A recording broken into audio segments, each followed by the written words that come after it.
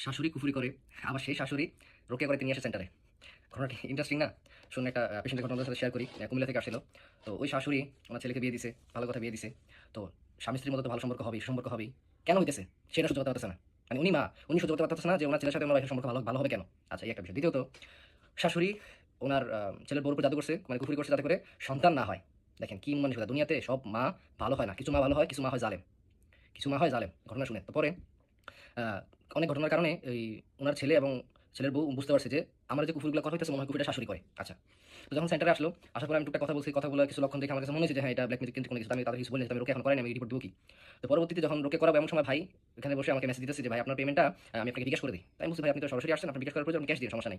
বলতেছে, "না ভাই সমস্যা আছে, আমার দেখলে এটা মাইন্ড করবে।" যখন আমার এই মেসেজটা বলছে তখন আমি বুঝছি যে এই মহিলা ভালো না। যদি ভালো হইতো তাহলে তো এটা সমস্যা নেই। এটা তো নিজের ছেলের বউর উপর খরচ করতেছে ভাই, এটা তো স্বাভাবিক বিষয় ভাই। তো বললাম, "ঠিক আছে ভাই, আপনার যেভাবে ভালো হয় আপনি বলেন।" তো পরবর্তীতে রোকেয়া করাইছি, কিছুক্ষণের মধ্যে দেখলাম যে হ্যাঁ, খুব বেশি অ্যাক্টিভিটিস দেখালো, আলহামদুলিল্লাহ ভালো। পরবর্তীতে কিছু লক্ষণে বুঝা গেছে যে কুফরি হইছে। তারপরেও আমি ওনাকে প্রাথমিকভাবে বলছি যে, "আপনার এটা কুফরি করা হইছে বা কোনো কিছু এরকম। আপনি এভাবে আপাতত আমলগুলো করেন। একটা সময় পরে আমি আবার সেশন দিলে ২য় সেশনের জন্য আবার আইসেন।" কেমন?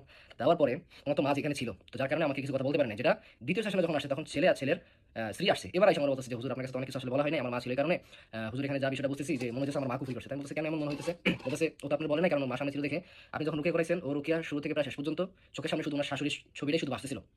শাশুড়ির ছবি শুধু ভাসতেছিল। হ্যাঁ? তারপরে আবার দেখলো যে বালিশের নিচে মেয়ে যে বালিশে ঘুমায় আরকি শ্বশুরবাড়িতে, ওই বালিশের নিচে দেখতে পেল যে সে তাবিজ। এটা সে দেখতে পেয়েছে। কিন্তু সে আমাকে এগুলো বলে নাই। ওই যে তার মার সামনে তো এজন্য সেগুলো আমাকে কিছু বলে নাই।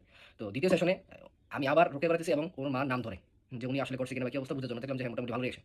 পরে আবার যখন রুকিয়া করেছি তখন দেখলাম যে ওই যে স্বপ্নে দেখছিল না শাশুড়ির ছবি ভাসে সেম অবস্থা। রুকিয়াতে শাশুড়ির ছবিটা আবার ভাসতেছে। আর আগে সেশনে যে স্বপ্ন দেখছিল মানে চোখের সামনে দেখতেছিল যে বাসার নিচে তাবিজ, সেম অবস্থায় আবারও দেখছে যে হ্যাঁ, ওই বালিশের নিচে তাবিজ দেখতে পারতেছে। পরে রুকিয়া শেষে আমি বলছি, "আপনি ফৌরান এখান থেকে বাসায় গিয়ে আপনার দরজা সবকিছু নক করে আপনি যে বালিশের নিচে দেখছেন তাবিজ বা কোনো কিছু ওইটা আপনি যেভাবে হোক খুঁজবেন। খুঁজে বের করে আমাকে ছবি পাঠাবেন, কি নকশা করছে না কি আসলে বিষয় আমি বুঝবো।" আসলে বাসায় গিয়ে দেখে যে যেই বালিশের নিচে দেখছিল চোখের সামনে ওই বালিশের নিচে গিয়ে দেখে যে আসলে তাবিজ রাখা আছে। বুঝতে পারছেন? তো এই হচ্ছে দুনিয়ার মানে বর্তমান অবস্থা এইসব মায়েদের এবং অধিকাংশ সংসার নষ্ট হচ্ছে একমাত্র এই ধরনের শাশুড়ির কারণে।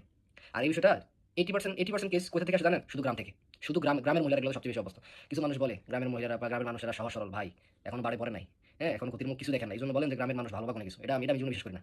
গ্রামের মানুষ যে কি পরিমাণ মানে খারাপ হইতে পারে অধিকাংশ, একদম অধিকাংশ, অল্প কিছু ভালো আছে এটা আমি বলব। অল্প কিছু ভালো আছে। কয়েক হাজারের মধ্যে ২-১ টা ফ্যামিলি ২-১ টা মানুষ ভালো থাকতে পারে। আর অধিকাংশই সব কুফরি চর্চা করে।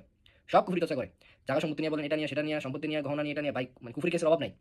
বুঝতে পারছেন? এজন্যই বললাম সব মা ভালো হয় না। কিছু মা জাহিল টাইপের হয়। আল্লাহ আমাদেরকে হেফাজত করুক এরকম মায়েদের থেকে।